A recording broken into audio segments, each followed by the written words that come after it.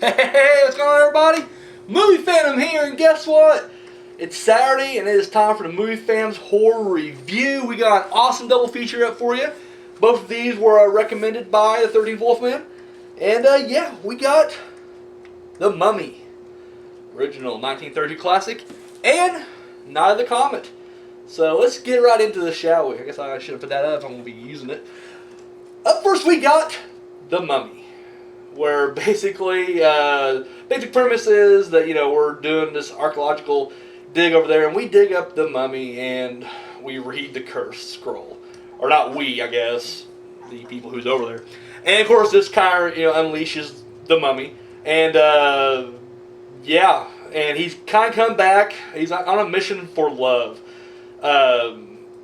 His old lady, I can't remember if they were actually hooked up. I think she's a princess and he wasn't. Either way, but she's dead, so he's trying to bring her back, to this world. This movie I really dug, and initially I was kind of skeptical because a lot of times whenever I've seen a remake to the Universal Classics, and I go back and watch the Universal Classics, I don't really care that much for the Universal Classics. And I don't mean like all of them in general. I usually mean it's that first one. Because later on the stories, the sequels have different storylines or whatever the case may be that I haven't seen yet. So I'm like, oh, these are great. And I tend to like the sequels better than I do the originals. And this one basically, this does follow because the only one I've ever seen was the Brendan Fraser 1999 remake of it. And it does follow that pretty closely. There's lots of differences, obviously, but for the most part, the basic storyline is still there. This is one of the first movies too that really I kind of appreciated Boris Karloff's acting as well, because early on, and he's only the typical mummy that you see right here for like 5 minutes, if that. They uncover him, he's like this, and then after the dude starts reading from the text, he comes to life, and then that's it. He moves off frame, and then when you do see him later on, he's more in human form. Emotep is his name. And but anyways, his acting was phenomenal. And at this point, I've only seen him in a couple of things, but one of them being Frankenstein. And of course, not a whole lot. I mean, I know it's you can argue there's definitely some acting, and there was acting, but no verbal acting. You know what I mean? Like, I don't care how good the silent actors were at their time. They went to talkies. If they couldn't fucking talk, then guess what? You're done. So I just get to hear him, speak, and I was like, oh shit. And there's another show, because I watched this around the same time I watched, he did a short-lived show called The Veil. And that was another one, because every week he would play a different character.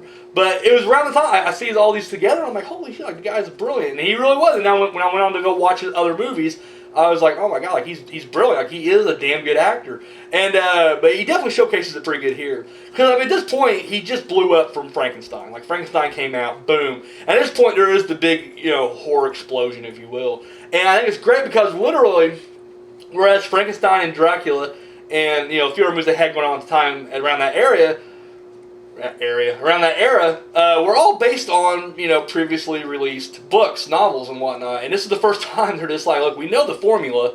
Just fucking write a story. And of course, this is, America was fascinated with the, we just dug up the tomb over in Egypt, or we did in the 20s. And then this is around the time when the curse was, that whole thing was circulating, the papers and everything about how everybody who dug up the thing is now cursed or dead or whatever the case may be. So all that kind of combined, and there's like, well, fuck it, we got Boris Karloff, we need another horror movie, let's do it. And they throw it together.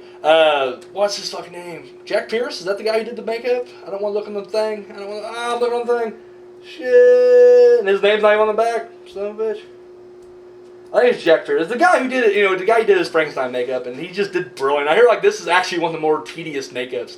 Like, even though he was only on film for 5 minutes, I guess this is one of the most brutal makeup jobs ever. Like, he waited forever to put it on, he would shoot all day long, and then they'd take forever to take it off as well. Like, literally he just lived in the studio at this point, Karloff.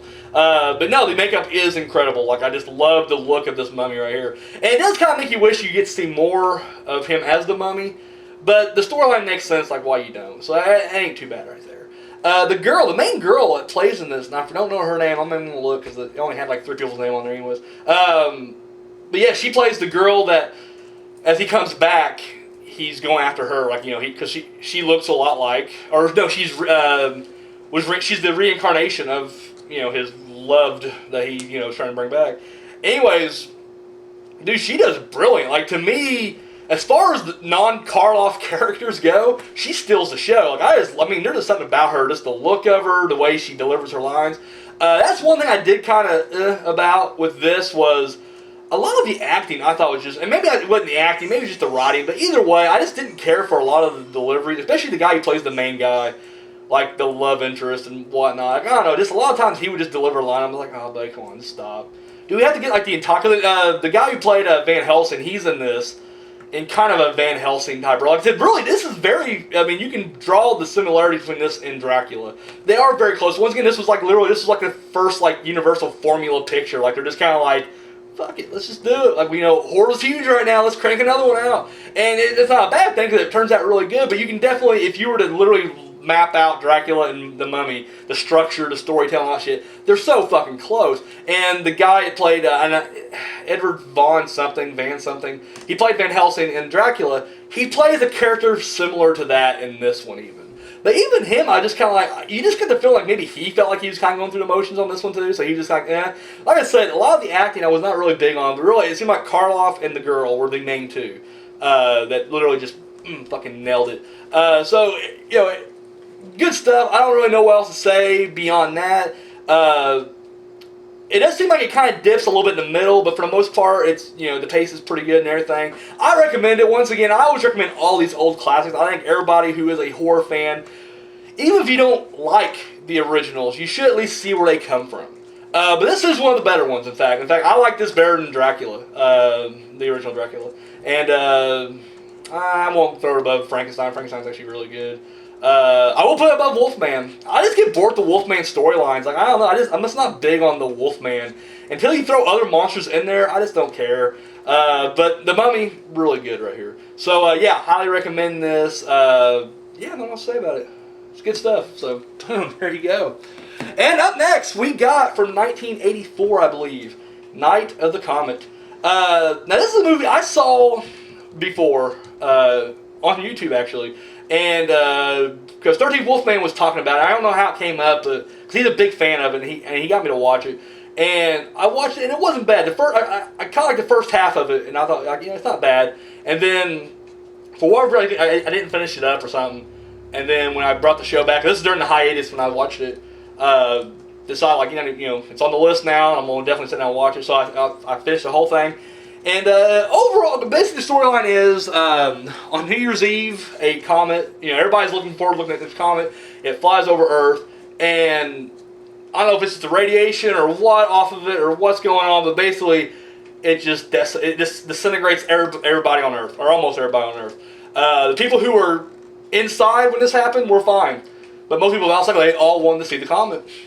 The few people who do survive, who were probably outside, but they had a little bit of cover, or whatever the case was, they kind of turned into, I don't want to use the word zombies, but they're definitely infected, they're just kind of out and about. Now, I was always under the impression this was just a straight up zombie film, and that's no one's fault but my own. I don't know why, I just always thought it was a zombie movie. So, when I found it, as you're watching it, you realize pretty quickly now it's more of a post-apocalyptic type, you know, thing. Yeah, I don't know, it's not a bad movie. I will say it's very cheap looking. Like, that's the first thing I noticed right off the bat was just how, like, it looked like it was it shot on video, straight to video kind of shit. And so it looked very fucking cheap for one, but that I don't let that bother. I was like, nope, keep watching. But then it does have like this almost aimed at kids type storyline. Like, I don't know. I mean, I know it's PG-13, so I'm not going to try to blame it because it's PG-13, but the storyline is like it's written to like teenage girls. I mean, it's these two girls, the two sisters who they're the ones who kind of survive this, you know, apocalypse together, and they're out and just the shit they talk, you know, the conversations, you know, what they're doing. I mean, it just screams like if you're a young teenage girl, you will love this movie. So it was just kind of hard for me to kind of get into it on that level right there, because I'm just like, really, you guys are just really annoying to me right now. The fact that they just like throw the fact that their dad's like in the military, so they're automatically badasses, that annoyed the shit out of me too, because it was just like, well, yeah, they got to defend themselves somehow, and it's just like they can't. And the fighting looks horrible. Like whenever, like in the very beginning, the main girl, she's like trapped in the alleyway with this infected zombie, whatever you call him, and the whole time you're just like, really, like it just looks really bad. Like, yeah, you guys ever watch like the Skinamax titty movies, like during the 80s and 90s, and they would always have like these women with these fucking huge tits, and they would just be in bikinis like kicking ass, and it was really badly choreographed. Like you just knew in real life they would just get punched in the face once and they go down crying, but in these movies they were just like, yeah, they just do like these bad judo flips and shooting guns and their titties are just bouncing. That's what this reminded me of. Like it's literally like that kind of bad choreographed. Like these women really shouldn't be able to be as badass as they're appearing to be, but they are. So I don't know. That kind of bugged it, but the story itself is interesting. Like it ain't. I mean, when you get past like the crappy characters, the actual story itself isn't bad. Like because I'm a big fan of like you're in that wasteland and what do you do next and and I dig that. I just kind of wish, I guess it's just probably the sexist part of me coming out, but I just wish it focused more on the guys or a guy than these two valley girls. But I mean, once again, I'm not going to bash. I feel like this is a movie that if I would have watched it as a kid, it came out in '84, so I'm sure if I would have watched it when I was young, when my formative years were of gathering horror and just doing that, I'm sure if I would have watched it during that period, it'd be like a classic right now. I'd be like, oh my god, this is fucking brilliant, But I didn't. I just watched it recently, and just not big on it. Not huge on it. Not saying it's a shit movie. Not gonna bash it, but at the same time, it's not my movie. Yeah, I feel like there's something I was supposed to mention about it. Another point. It was a pro point too. I'm blanking on it now. Anyway, I mean, but it has all those elements. They go into this one mall, and there are some bad guys who kind of like, they were just basically stockroom employees that took over their mall. I mean, this is shit that you've seen a million times before and since. I mean, it had a kind of, and that portion of it, because once again, there's not many infected in the movie. Like, that's one thing I was really disappointed about. Like, I was hoping to see more infected, and you didn't see infected. You saw like maybe 2 or 3, if that. I mean, it was just it was more, like I said, the people, and more focused on the 2 girls. But anyways, the subplot is, or not really subplot, but it starts off like a subplot and then becomes the main thing at the end, is that there is this not underground, but like a hidden base, and with the military, and initially as you're watching it, and I will say, I did like this, because you think, at least I did, like, these were good people trying to help you out, and you had this one girl who was just being a bitch the whole time, or appeared to be a bitch, and because she was like, we don't need anybody else here. Let's just take care of ourselves, And the guy's like, no, we need to, we need to get him, we need, And whenever she shows up, at one point she even like injects the younger girl with this, and you're like, she just fucking killed her. And she even said like, yeah, we took care of it. But then at the end, big twist, spoiler alert, it's like she knew what the military was doing. Like they were just trying to bring these kids in to, kill them, get the blood, and use their blood for a serum. And when the main girl shows up there, they got these 2 children, like not even like teenagers, like kids, like fucking kids, and they're going to try to drain their blood and shit. You're like, son of a bitch. And then of course, when it reveals itself that the younger girl, the sister, Kelly Maroney, I think is the actress's name. She isn't dead. Like she pops back up, and you realize there's a whole plot there. But I dug that, and that actually had me for a second, because as I'm watching it, I assumed like the sister was killed. I'm like, fuck. Like I wasn't expecting that, and then you find out she's not. I'm like, all right, yes, So like I said, the story itself isn't bad. It was just more dialogue I didn't care about. It just, I don't know, overall execution. But I mean, the storyline's great. I mean, I'm always big on those post-apocalyptic stories, anyways. But like I said, it was just really cheap. But I recommend you guys check it out, form your own opinion. Overall, I'm just kind of putting it like right here, like I'm not really saying it's a shit movie, but I'm not saying it's a great movie either. It's just kind of, it's in the middle there for me. So that's it, guys. That's my review on both. We got The Mummy and Night of the Comet. So check both of them out.